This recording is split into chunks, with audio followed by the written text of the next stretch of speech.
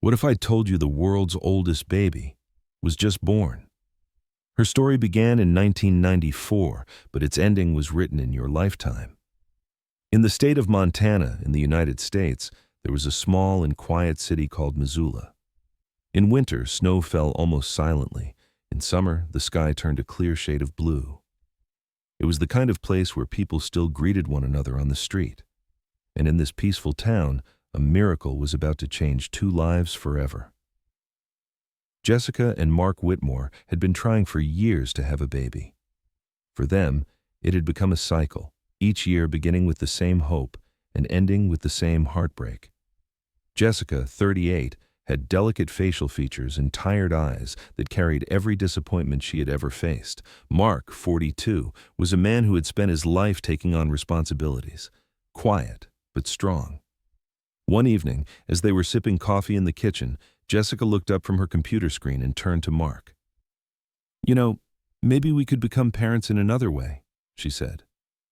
Mark raised his eyebrows. "Another way? You mean adoption?" Jessica shook her head slightly. "Not exactly. You might think this sounds a little crazy, but I read something the other day.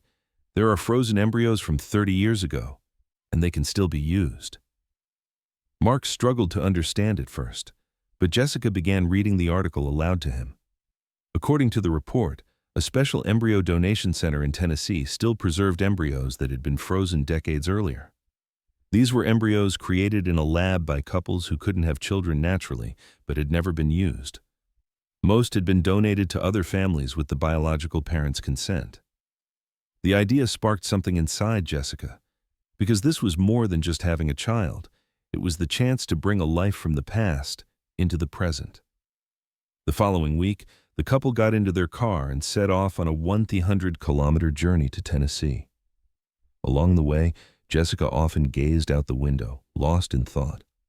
If this worked and their baby was born, it would be greeting a world that was decades older than it. When they arrived in Nashville, they found themselves in a large yet warmly lit clinic. The clinic's director, Dr. Samuel Carter, was a man in his 50s with a kind, fatherly gaze. He showed them a large freezer tank in the middle of the room. A faint mist of liquid nitrogen rose from its surface. "Right here, our lives waiting in the depths of time," Dr. Carter said, looking directly at the Whitmores. When it came time to choose from the list, Mark and Jessica's hands trembled, and then they saw a line that caught their eyes. Date created 1994, storage time 31 years.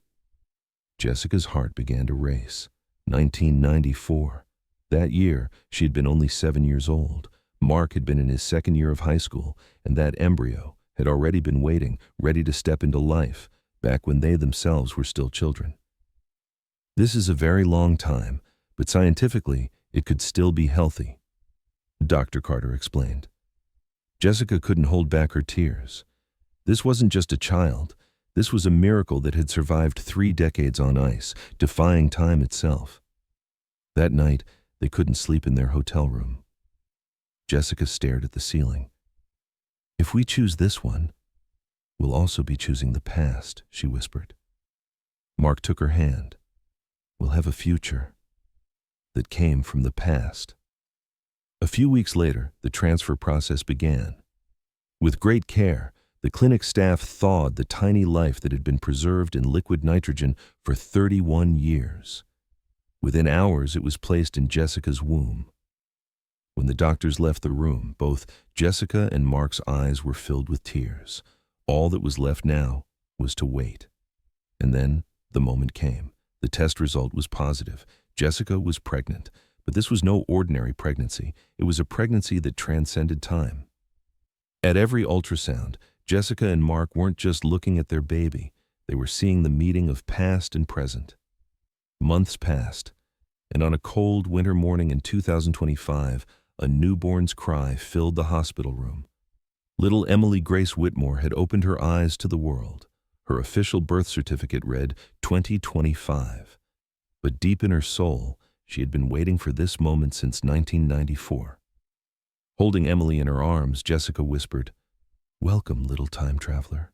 It had been only 2 days since Emily's birth, when a crowd of reporters began gathering outside the small hospital in Montana.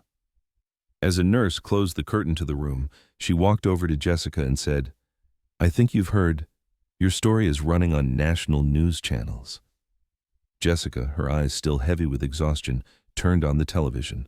Across the screen, in bold letters, it read, "Frozen for 31 years, now born, the baby from within time."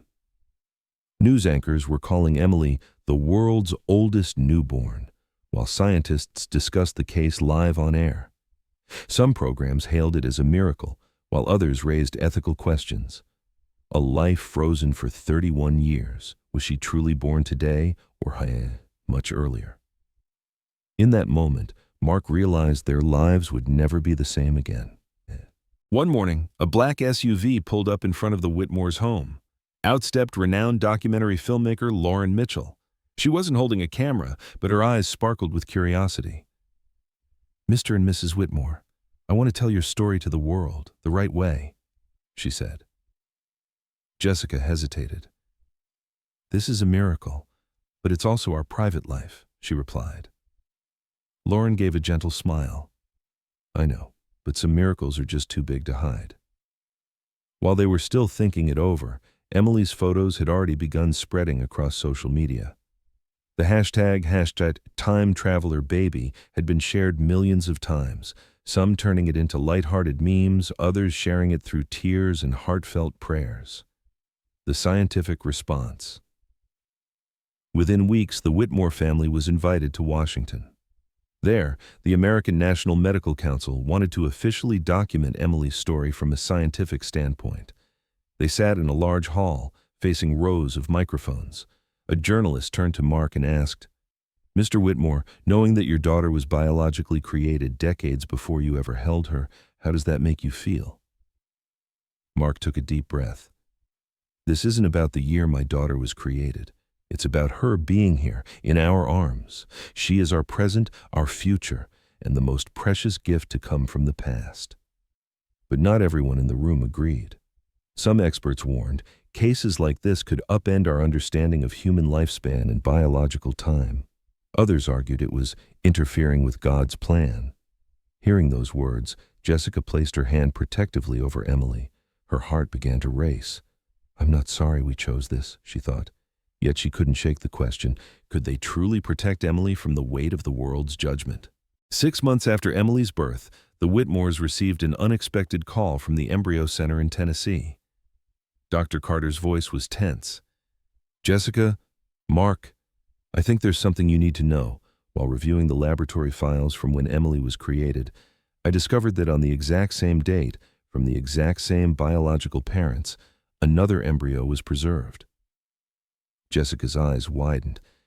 "You mean Emily has a twin?" "Yes, but she's still here, still frozen." The silence in the room grew so heavy that the only sound was Emily's gentle breathing. Mark and Jessica now faced a decision about this second life from the past. Would they bring her into the world as well? Or this time, would they leave the past where it was? After the phone call, Jessica couldn't find peace for days. At home, she would sit by Emily's crib, gently brushing away the tiny strands of hair that had fallen across her baby's sleeping face. But every time she looked at Emily, the same thought echoed in her mind. That same face. Is it waiting somewhere, trapped in ice? Mark could sense the weight of it all. One night, while he was in the kitchen washing dishes, Jessica came up beside him. "We have to bring her too, don't we?" she asked, her voice trembling. Mark turned off the faucet and faced her. "Jess, this isn't just our decision. This will change our lives completely. 2 children, and this one wouldn't be coming from 31 years ago, but from 32 years in the past." Jessica fought back tears. "She's Emily's sister, from the same past, the same parents. She might be waiting for us, Mark." The conversation stretched on for days. Jessica's heart longed to rescue that tiny embryo, while Mark's mind weighed the new challenges it would bring. But the real storm was brewing outside their home. Public pressure and media frenzy. Emily's story had already become a national phenomenon. Newspapers ran headlines about the time traveler baby, and talk shows debated the case endlessly. But when the news about the sibling embryo from the Tennessee Center leaked to the press, everything spiraled out of control. One TV network even began broadcasting live from in front of the Whitmore home. The reporter, shivering in the cold, spoke into the camera. "Yes, dear viewers, the Whitmore family is now deciding whether to bring the second embryo into the world. All of America is waiting for their answer." Social media split into two camps. Some insisted this is God's calling for them, they must bring the sibling too, while others argued this is interfering with nature. Some people went even further, launching protests with signs reading, "Children are not science experiments." The Whitmores were finding it harder and harder to leave their home. When Jessica went to the grocery store, strangers would approach her, saying things like, "You have to do it. No child should grow up without their sibling," or "Don't defy nature."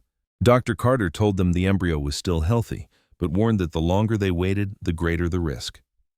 "You need to make your decision within a few months," he said, "because this time really is against you." One evening, they sat in the living room. Mark held Emily in his arms while the little girl giggled and tugged at his beard. Jessica sat across from them, hands pressed to her knees, deep in thought. Finally, she broke the silence. "If we don't bring her, we'll spend the rest of our lives wondering what might have been." Mark nodded slowly. "If we do, our lives will change completely." The midnight decision. That night, when everyone else was asleep, Jessica went down to the kitchen. She picked up her phone and dialed Dr. Carter's number.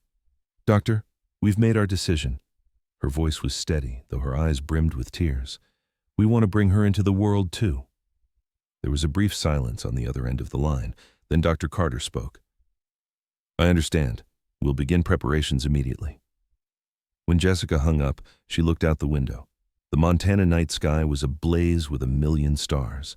And somewhere beneath those stars, Emily's twin, at least what she thought was her twin, was waiting for her moment. 2 sentences, 2 cliffs, and both were true.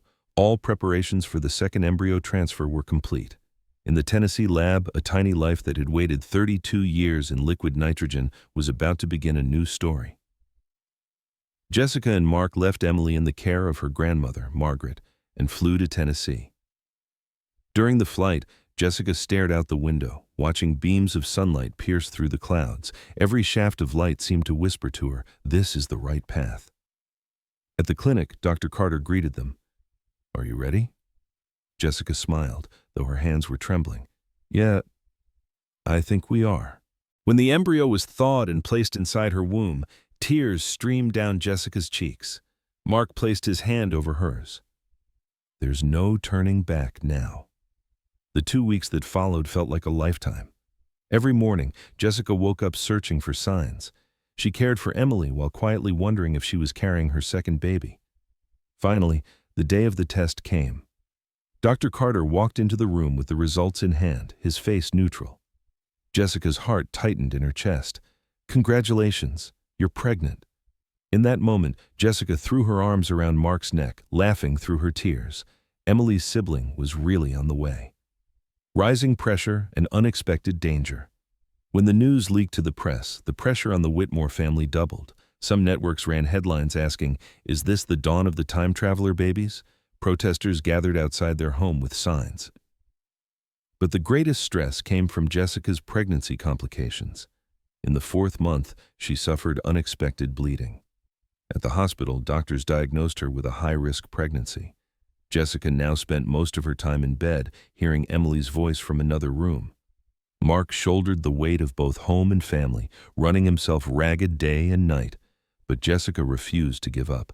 Placing her hands on her belly, she whispered, "Hang on, little time traveler. Your sister is waiting for you." When the long-awaited day came, snow was falling in Montana.